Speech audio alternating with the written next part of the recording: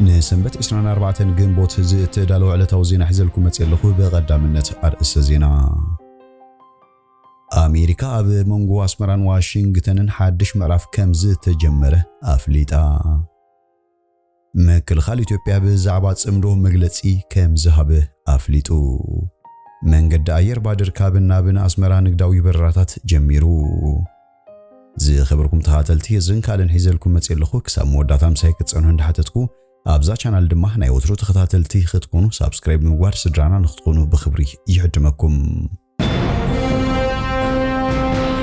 أمريكا بمنغو أسمران واشنطن حدش معرف كم زيت تجمر فليتام أمريكا لومي معالتي 24 صنبل زلو مبل 35 عامت بعلنا صنت إرترا مغنيات بمغبار وقعوي ناينكو حقوسكم ملختي أم حلاليفام أبز وان زي منغو خلتين هاجرات حدش معرف كم زيت تجمر بمغلاص دما أب حبراوي رقاتن قوطوي بلصغنان بحبار نمسرح زلو ادليت غليصام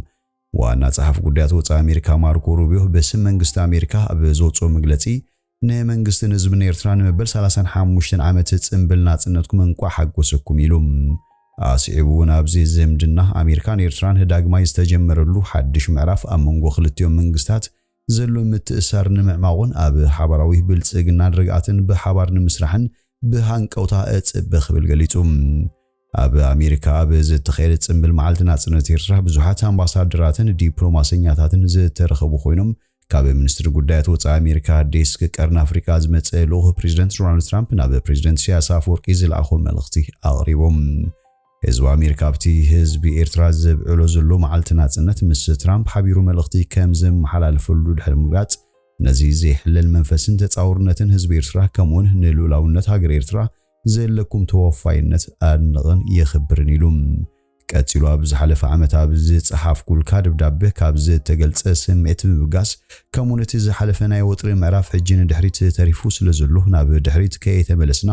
ንቕድሚት ክንስጉም ኣብ መላእ ቀርኒ ኣፍሪካን ቀይ ባሕርን ድማ ንሓባራዊ ሰላምን ብልጽግናን بحبار كنسر حقኛ ግዜው ሕጂዩ ኢለ ኣኣምን ኢሎም እዚ ከምዚ ዝኣመሰለ ካብ ልዕሎት ሰበስልጣን ዋሽንግተን ዝመጽ ወግዓዊ መግለጺታት ኣብ ታሪኽ ዝምድና ክልቴን ሃገራት ዓብናይ ፖሊሲ ለውጢ ከም ዝመጽእ ዘርእዮም ኣብ መንጎ ኣስመራን ዋሽንግተን ዝነበረ ዝምድና ብዝተፈላለዩ ፖለቲካውያን ኩነታት ዝሽሓኸረ እዩ ነይሩ ብፍላይ ኣብ መወዳእታ ሽሕንቲ ሰዓታት ብሰንኪ ዝተወልዐ ውግእ ኤርትራን ኢትዮጵያን ንዝምድና ክልቴን ሃገራት ናብ ዝለዓለ ወጥሪ ኣብሪኽወዩ ኣብ ዝሓለፉ 10 ዓመታት ኣሜሪካ ብልዕሊ ኤርትራ ዝተፈላለዩ እግዳታት ክንበር ሓያል ጽልዋ ከም ዝሕደረትን ኣብ ቀርኒ ኣፍሪካ ሰላም ድርጋትን ንምዝራክ ንኢትዮጵያ ከም መጋበርያ ትጥቀመላ ምንባራን ኣስመራ በተደጋጋሚ ክትወቅስ ትስማዕ ነይራ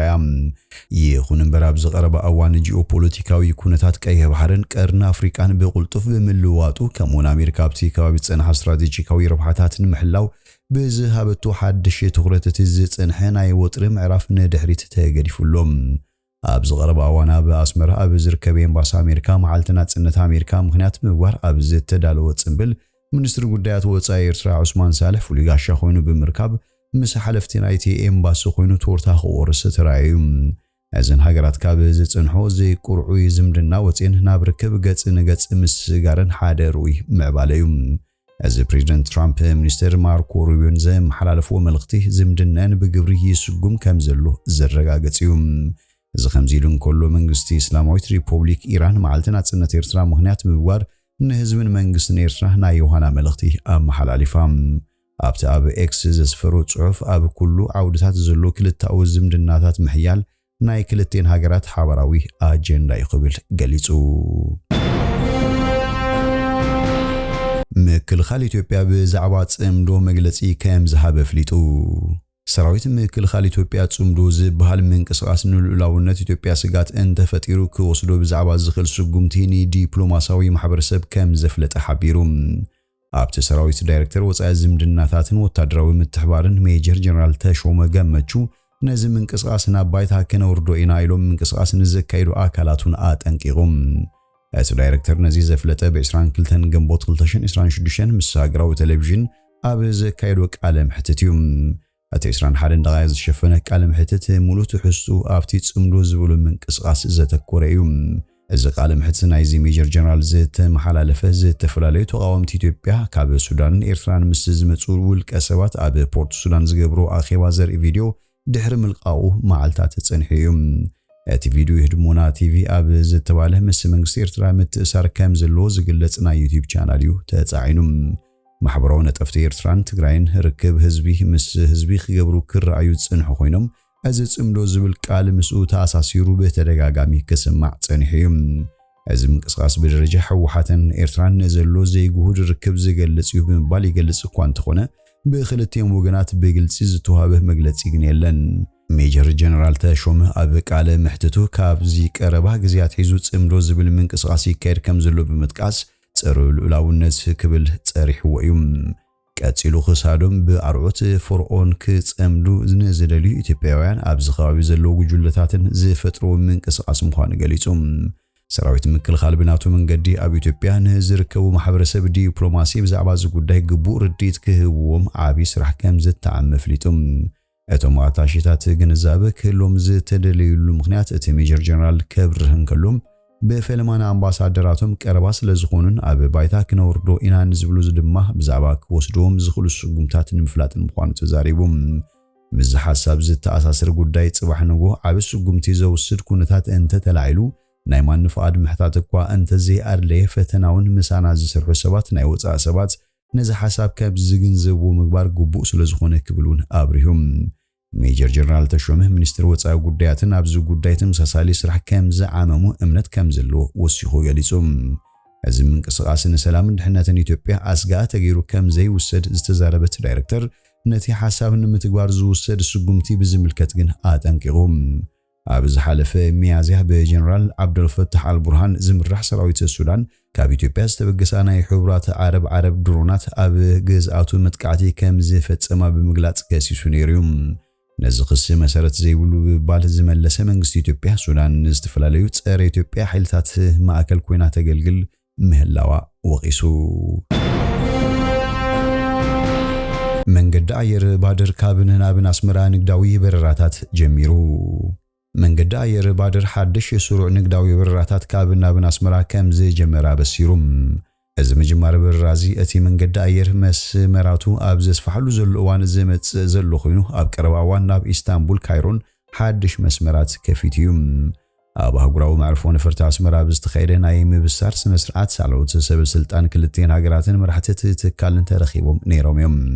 ዋና ዳይሬክተር ሲቪል አቪዬሽን ኤርትራ አቶ ጳውሎስ ካሕሳይ ኣብ ዘስምዑ ቃል እዚ መንገዲ ኣየር ባድር ካብ ፖርት ሱዳን ናብ ኣስመራን ዝጀመሩ ንግዳዊ በረራ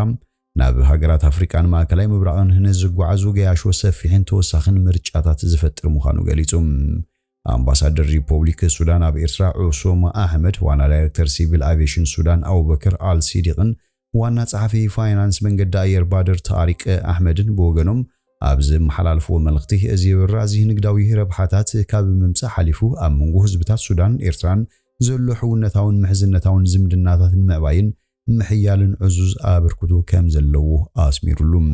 እዚ ብሱዳናውያን ሰብ ሃብቲ ዝውነን ኣብ 1997 ዝጀመረ ኩባንያ ኣብ ዝቐረባ እዋናት ተበጻሕነቱ ንምስፋሕ ዓበይቲ ስጉምታት ክወስድ ጸኒሑ እዩ። እቲ ትካል ምስ ቱርኪ ዘራኽብ ሓድሽ መስመር ምኽፋቱ መርበባት በረራታት ንምዕባይ መሰረት ዘንበረ ክኸውን እንከሎ ቀጺሉ ድማ ናብ ግብጺ ካይሮ ዝግበር በረራታት ብምጅማሩ ንመገሻታት ኣብዚ ዞባን ክንዩን ዓቢ ምቅላል ፈጢሩ እዩ። ሕጂ ድማ ኣስመራ ክፋል ናይዚ ስትራቴጂካዊ መስፋሕፋሕ ብምዃና ምስቶም ቅድሚ ሕጂ ዝተመስረቱ መስመራት ካይሮን ቱርክን ክትተሓሓዝ እዩ።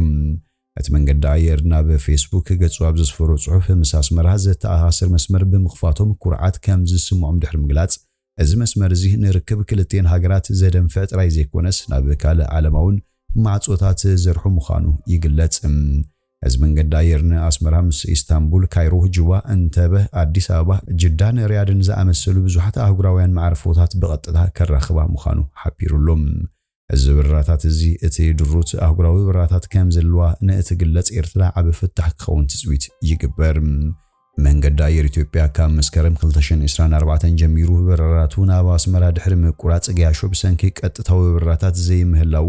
ብዱባይ፣ ካይሮን፣ ኢስታንቡልን ኣቢሎም ክሳብ 17 ሰዓታት ዝበጽሕ ናይ ትራንዚት ጉዕዞ ክወስዱ ተገዲዶም ጸኒሖም እዮም።